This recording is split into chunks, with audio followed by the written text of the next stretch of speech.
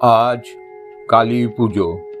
কালী পুজো হয় না এমন কোনো জায়গা এই উপমহাদেশে নেই।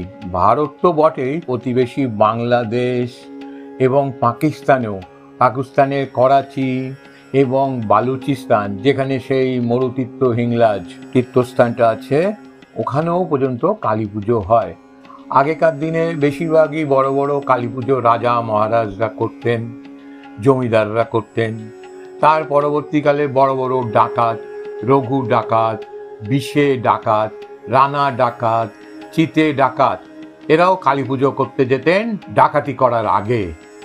এদের নামে এখনো বহু জায়গায় মন্দির আছে, যেমন রানাঘাটে রানা ডাকাতের, যেমন চিতপুরে চিতে ডাকাতের, বিষে ডাকাত, রঘু ডাকাত।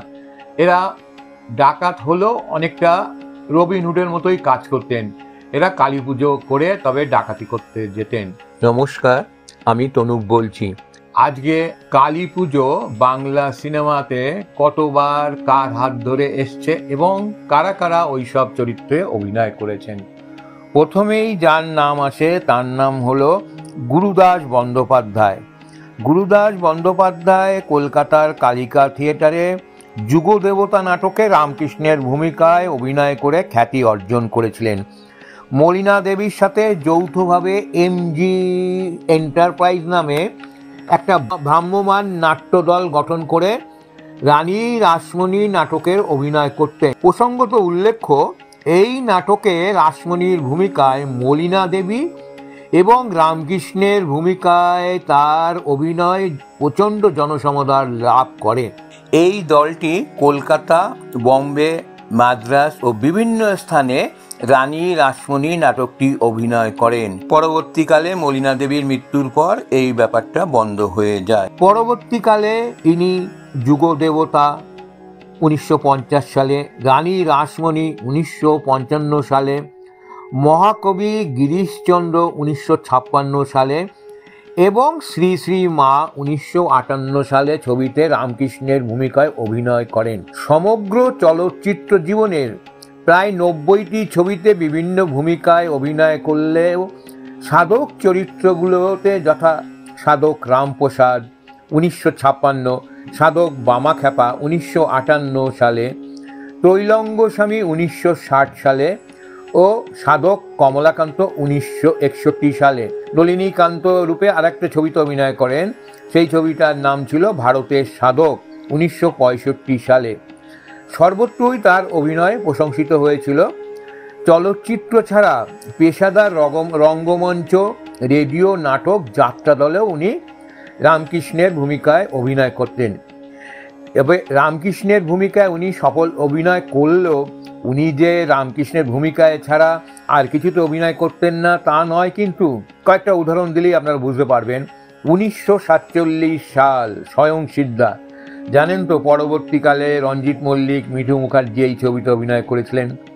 1948 সালে কালো ছায়া, 1949 সালে মায়াজাল, অভিমান, উল্টো রথ, পরিবর্তন, কুয়াশা, 1950 সালে সঞ্চালী, শ্রী তুলসীদাস, জিপসি মেয়ে, কাকনতলা লাইট রেলওয়ে, অপবাদ, যুগদেবতা, বিদ্যাসাগর, সহোদর, এই রকম আরও অনেক ছবি আছে।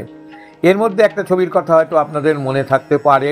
1954 সালে উত্তম সুচিত্রার প্রথম হিট ছবি 74.5-এ উনি সুচিত্রা সেনের বাবা ছিলেন। ওনার রোলটা ছিল সারা ছবিতেই বউকে বলা, দাঁড়াও একটু বিশ্রাম করতে দাও, আর একটু বিশ্রাম নিয়ে নিই, তারপরে সব কিছু বলবো।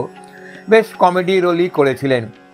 এছাড়া আরও দু একটা ছবির কথাও বলি, যেমন উনি একটা থ্রিলার ছবি করেছিলেন, সেটা উত্তম কুমার ছিল। সেই ছবিটার নাম ছিল জাল সন্ন্যাসী। সেখানেও উনি সন্ন্যাসী ছিলেন, কিন্তু রোলটা খুব রহস্যময় ছিল। এছাড়াও উনি অনেক ছবি করেছিলেন যার মধ্যে ওই ধরনের ঐশ্বরিক ভূমিকা ছিল, যেমন সাধক কমলাকান্ত, বীরেশ্বর বিবেকানন্দ, রূপ সনাতন, ভারতের সাধক, দেবীতীর্থ, কামরূপ কামাখ্যা, আদ্যাশক্তি মহামায়া, চারণকবি মুকুন্দ দাস, ত্রিনয়নী মা, এই রকম সব ছবি করেছিলেন। আরও ছিল বাবা তারকনাথ, জাল সন্ন্যাসী কথা তো আগেই বলেছি, শ্রী শ্রী মা লক্ষ্মী, জয় মা তারা, আগুনের ফুলকি ইত্যাদি। তারপরে করেছিলেন যতমত ততপথ, ডুববে মন কালী বলে। 1980 সালে আবার করলেন মাতৃভক্ত রামপ্রসাদ। এরপর উনি পরিচালক দেবনারায়ণ গুপ্তের রামপ্রসাদ বলে একটি ছবিতে অভিনয় করেন। ওই ছবিতে সাবিত্রী চ্যাটার্জি, নিবাননী দেবী এবং মনোরঞ্জন ভট্টাচার্যও ছিল। তবে এই ছবিটিতে রামকৃষ্ণের ভূমিকায় অভিনয় করেছিলেন মনোরঞ্জন ভট্টাচার্য। রামকৃষ্ণের ভূমিকায় অভিনয় করে মোটামুটি যেসব অভিনেতারা বিখ্যাত হয়েছিলেন, গুরুদাস বন্দ্যোপাধ্যায়ের কথা তো বলা হলো, তারপরে মনোরঞ্জন ভট্টাচার্য। পরবর্তীকালে আরেকজন অভিনেতাও 3টে ছবিতে রামকৃষ্ণের ভূমিকায় অভিনয় করেছিলেন, তার নাম নিরঞ্জন দে। নিরঞ্জন দে অভিনয় ভালোই করেছিলেন, তবে গুরুদাস ব্যানার্জি যে ক্যাটাগরির অভিনয় করেছিলেন ওই ক্যাটাগরির অভিনয় করতে পারেননি। ওনার অভিনীত 1-2টি ছবির নাম বলছি। ছবিগুলো হচ্ছে যিনি রাম তিনিই কৃষ্ণ, একই দেহে রামকৃষ্ণ। এই ছবিটি করেছিলেন কিন্তু গুরুদাস ব্যানার্জির ধারে কাছে হয়নি। আর তারপরেও আরও 2টি ছবি করেছিলেন। পরবর্তীকালে ঠিক জানা যায় না, হঠাৎ একদিন গুরুদাস বন্দ্যোপাধ্যায় কোথায় হারিয়ে গেলেন 1978 কিংবা 79। তারপর থেকে ওনার সন্ধান আজ পর্যন্ত কোথাও পাওয়া যায়নি। এক অদ্ভুত রহস্যময় ব্যাপার। এই রকম একজন অভিনেতা চিরকালের জন্য নিরুদ্দেশ হয়ে গেলেন, কেউ তার কোনো খোঁজ পেল না। সত্যি একটা অবাক করার মতো ব্যাপার।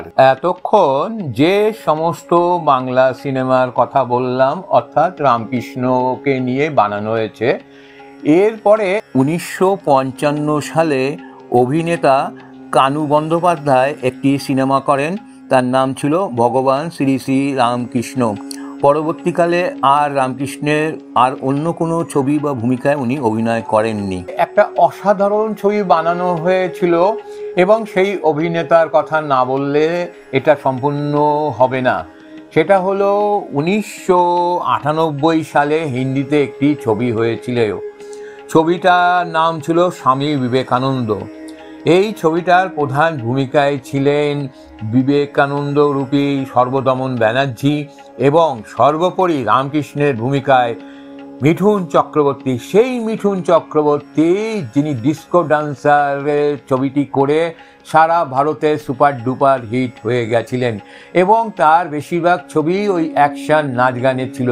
সেই মিঠুন চক্রবর্তী যে রামকৃষ্ণের ভূমিকায় এত অসাধারণ অভিনয় করতে পারবেন এটা কেউ আন্দাজ করতে পারেনি। সত্যিই তিনি অসাধারণ অভিনয় করেছিলেন।